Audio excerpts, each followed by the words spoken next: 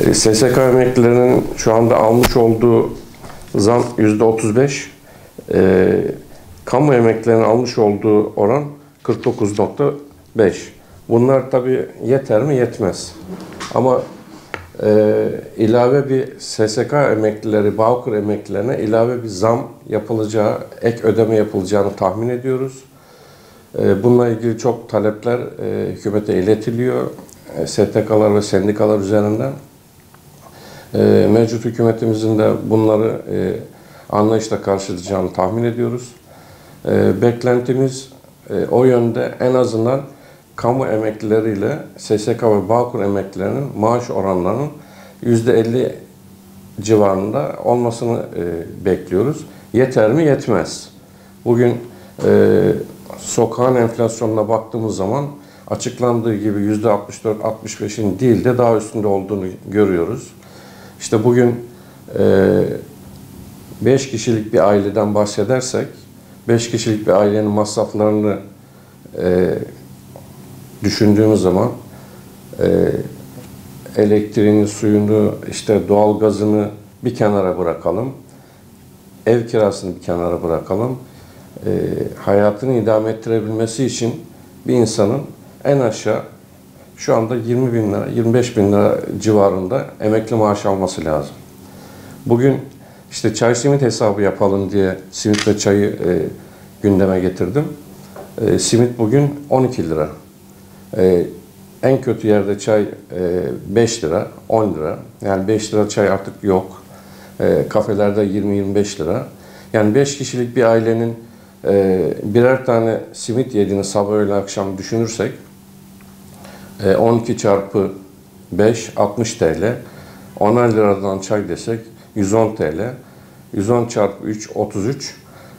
Bunu da aylığa vurduğumuz zaman 9.900 lira sadece çay ve simit parası tutuyor. Emeklilerin şu anda, memur emeklilerin almış olduğu rakam 14 küsür, 14 bin küsür.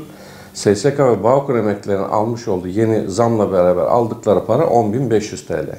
Bu parayla sadece simit ve çay içerek geçinse bile geçinemiyor. Diğer tarafta ihtiyaçlarını düşündüğünüz zaman gıda ihtiyaçlarını, barınma ihtiyaçlarını, işte kiraydı, işte telefon ücretleri, elektriği, suyu, doğalgazı, onları siz hesaplayın. Yani bu şartlarda yaşamak emekliler için artık çok zor.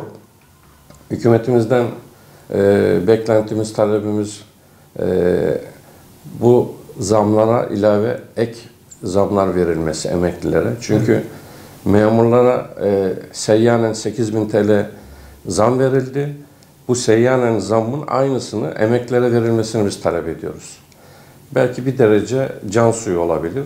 Yetmez ama o 8.000 TL'lik fark şu andaki mevcut açıklanan zam oranlarına ilave edilirse rahat bir nefes alma imkanı olur. Emekliler 2004 yılında çok zor şartlar bekliyor. Çünkü yani asgari ücreti 17 bin lira biliyorsunuz. Yani bir asgari ücret olarak asgari ücret miktarı kadar bile şey alamıyor emekliler, maaş alamıyor. Emekliler ikinci bir iş yapmak zorunda kalıyor. Yani düşünün 60 yaşından, 65 yaşından sonra insanların başka işler ne yapabilir? İşte seyyar satıcılık yapacak, pazarcılık yapacak. Şoförlük zaten 65 yaşından sonra kanunen yapamıyorsunuz. O da bir ayrı bir konu. Yani onunla ilgili de bizim itirazlarımız var, taleplerimiz var. Yani ek iş yapmak zorunda kalacaklar.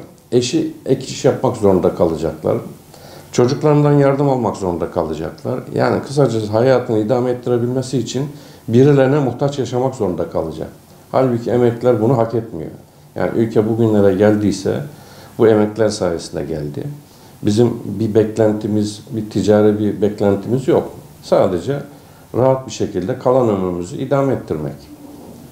Budur yani bizim 2004 yılında talebimiz, isteğimiz rahatça yaşam.